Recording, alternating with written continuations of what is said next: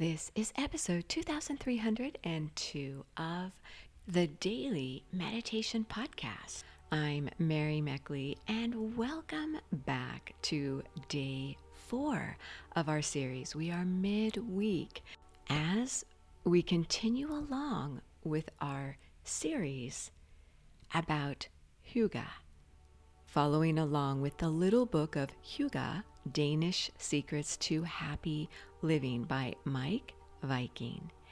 And this is a series to help you feel a little cozier, snugger, and at ease in your life.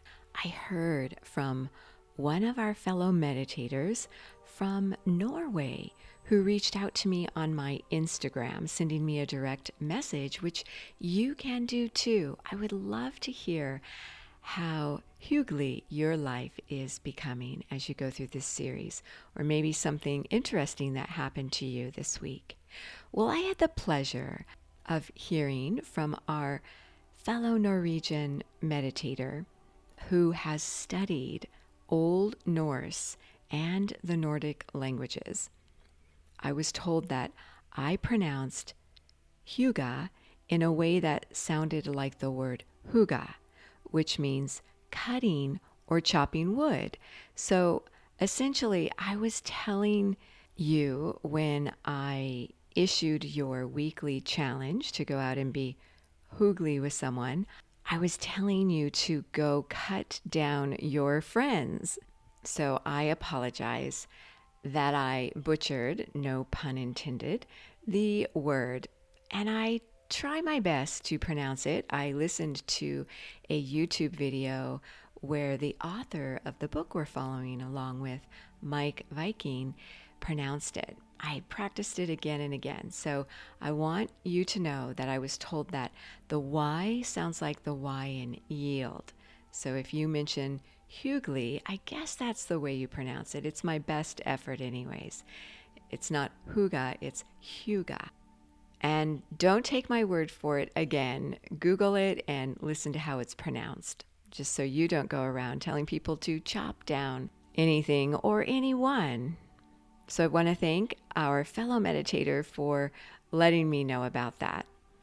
The important part of this week's series, regardless of how you pronounce the word, is to allow yourself to experience this beautiful and very important ritual. Denmark is repeatedly ranked one of the happiest places in the world. The Nordic Scandinavian countries all rank in the top 10, often in the top 5 categories. So they are definitely onto something when it comes to hygge. Well, in today's episode, I want to share with you what Miek Wiking said in the book. This has to do with how you live your life in a hyggelige way. So hygge is not so much about the way you decorate your home or the way you dress or the way you get together with your friends or even the way you spend time with yourself in a nice, cozy corner. It's really how you approach your life. So this is what Mike says in regard to buying something. He says, when you buy something, wait until you can experience a hyggelige feeling when you buy it. And this is because that way that item will have the energy of when you purchased it. I remember when we purchased our home that we recently moved into just a few months ago, and we used realtors. And so we never met the owners of the home we purchased. We just worked through their real estate agent. And we didn't have a very good experience with that person. And I remember when we moved into the home, it did sour the experience. We didn't have the greatest feeling moving into the home. So I thought about how much I would love to talk to the owner of the home. So I reached out to some of the neighbors who knew that person really well. And they gave me this person's phone number and their email address. So I reached out to them and just let them know how much we were so happy to be in the home and asked them a few questions about the home. And I was so glad I did this because that person was so happy that I had reached out to them and had wanted to meet us as well. And that completely altered my impression of the home. The previous owner told me little stories about the home and the neighborhood and the area. And now the home feels magical. I can't wait to experience some of the same things they experienced while in the home. When we sold our previous home, we actually didn't use real estate agents. So the buyers didn't use an agent and we, the sellers, didn't use an agent. Not to say that real estate agents aren't great, because they are. It's just that you are left with an impression of how that transaction went when you buy a home. We had the best experience with the people we sold our home to. We sold our home in less than an hour by owner, and we keep in touch regularly with the owners. They reach out to us about questions, and we tell them little things about the home. We want them to enjoy the home so much as we did. So when you go shopping, if it's really crowded and you notice that the mood in the store is a little bit hectic and you don't want to have that feeling with a particular purchase, then maybe think about how you could make the experience a little more hyggelige, or wait and come back and purchase something when the atmosphere is a little more hyggelige. This is a challenge sometimes, especially if you're grocery shopping during the pandemic, when people are lined up and there are limits for how many people can be in the store. Just a little hyggelige challenge for you.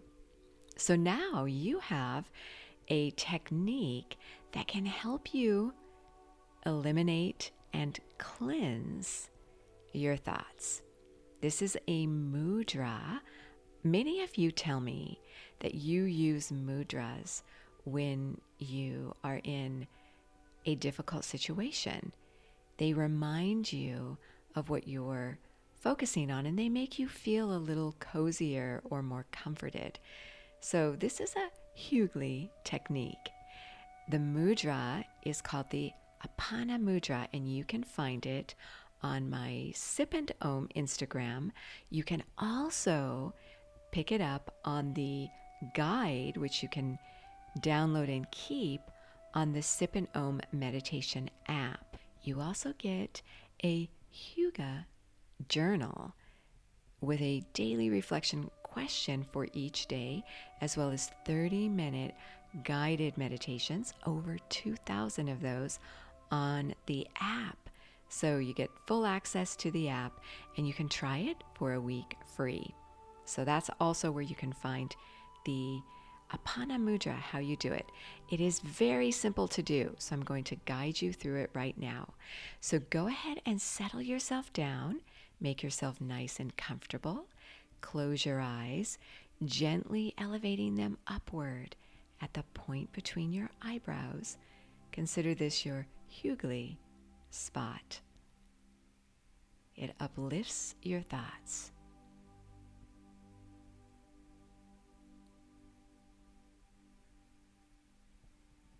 And notice your mood. Name your mood.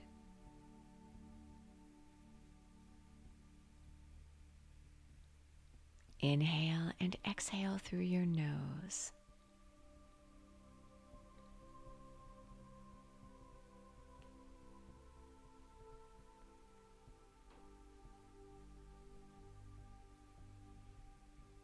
Now, to do the Apana Mudra, simply touch your middle fingers and your ring fingers to touch your thumb.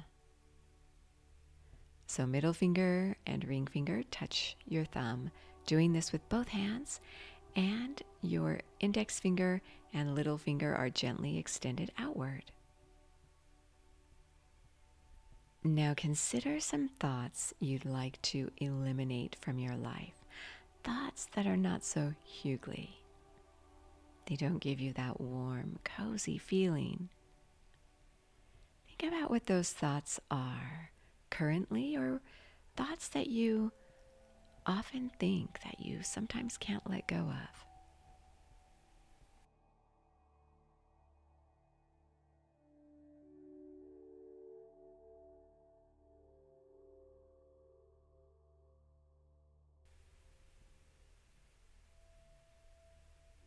Become aware of those thoughts and focus throughout the week on letting them go.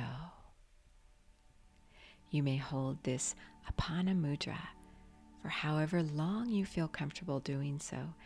10 to 15 minutes at a sitting gives you best results. Meditate until you feel you could meditate just a little bit longer. Always end your meditation on a high note. You are so worth slowing down for.